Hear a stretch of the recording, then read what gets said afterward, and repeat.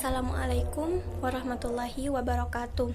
Sebelumnya, perkenalkan nama saya Fitri Handayani, NIM 2102211000012. Saya dari Akuntansi A angkatan 2021. Di sini saya akan memberikan sedikit penjelasan mengenai tajwid dan macam-macam tajwid. Sebagai umat Islam, membaca Al-Quran adalah suatu kewajiban. Ibadah ini bukan hanya, bahkan memiliki balasan pahala yang luar biasa, di mana keutamaan dari membaca Al-Quran ini satu hurufnya diganjar dengan satu kebaikan dan dilipatkan menjadi 10 kebaikan. Dalam membaca Al-Quran, ada ilmu yang biasa kita sebut dengan tajwid.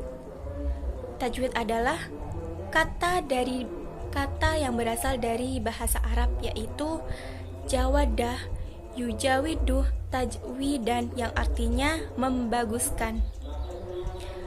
Bisa disimpulkan bahwa ilmu tajwid berkaitan dengan pelafalan huruf-huruf hijaiyah dan tata cara melafalkan huruf-huruf tersebut dengan baik dan benar. Karena akan ada huruf-huruf yang dibaca panjang, tebal, tipis, berhenti, terang, mendengung, dan lain sebagainya. Sebagai disiplin ilmu, tajwid memiliki tujuan tersendiri. Adapun tujuan tajwid adalah yang pertama, agar pembaca dapat melafalkan huruf hijaiyah dengan baik dan benar sesuai makhraj dan sifatnya.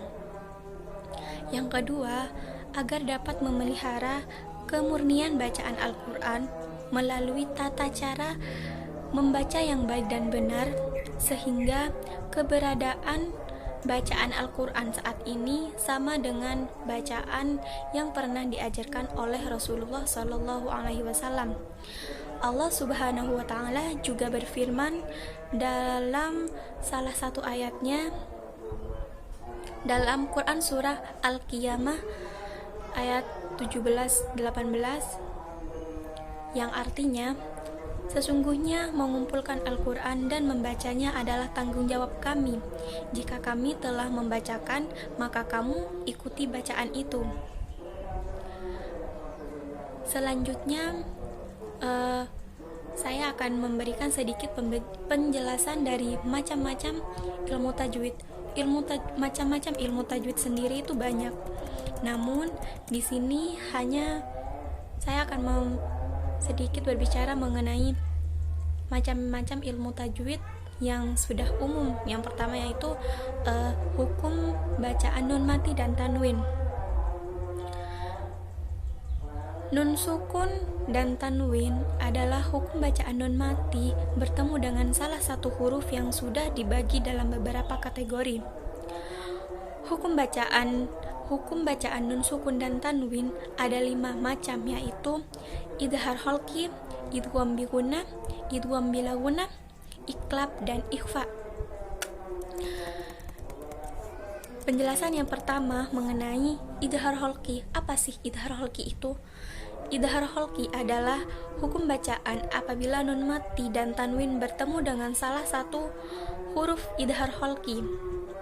Huruf idhar secara bahasa yaitu jelas, dan holki sendiri berarti tenggorokan.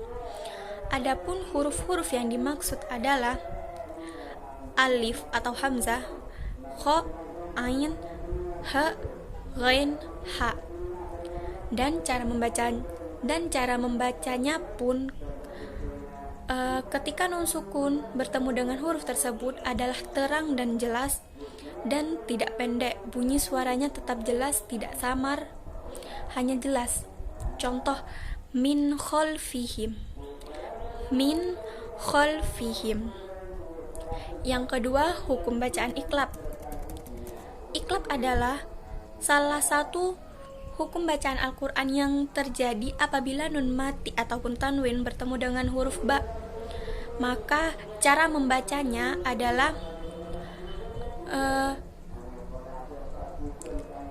nun mati ataupun tanwin tidak dibaca namun berubah menjadi bunyinya menjadi mim.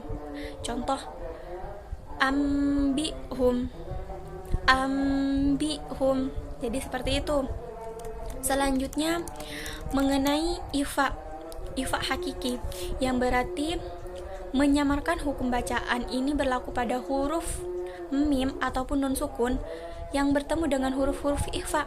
Yang pertama ta, to, jim, dal, zal, zai, shin, sod, dot, fa, qaf, dan kaf. Jika bertemu dengan huruf-huruf tersebut, maka nun mati ataupun tanwin tersebut harus dibaca samar. Misalnya ba'san syadida, ba'san syadida. Selanjutnya mengenai idhar dan bacaan idgham. Idgham bi gunnah adalah hukum bacaan yang melebur dan disertai dengungan atau yang berarti memasukkan salah satu huruf nun mati ataupun tanwin ke salah satu huruf nun mati atau tanwin tersebut, dan sesudahnya dan lafal dari idgham bi gunnah tersebut haruslah mendengung. Huruf-huruf tersebut ialah nun, mim, waw, dan ya. Contohnya iyakulun, iyakulun. Hukum bacaan nun mati dan tanwin yang terakhir adalah idgham bila gunnah, sama seperti sebelumnya. Namun idgham bila gunnah artinya melebur tanpa mendengung, atau maksudnya memasukkan huruf nun mati ataupun tanwin ke dalam huruf sesudahnya tanpa disertai huruf yang mendengung. Hukum bacaan tersebut berlaku jika nun mati ataupun tanwin bertemu dengan lam dan ro. Meskipun demikian, hukum ini tidak berlaku apabila nun mati ataupun tanwin serta huruf tersebut tidak ada dalam satu kata. Contohnya mirrabbihim, mirrabbihim.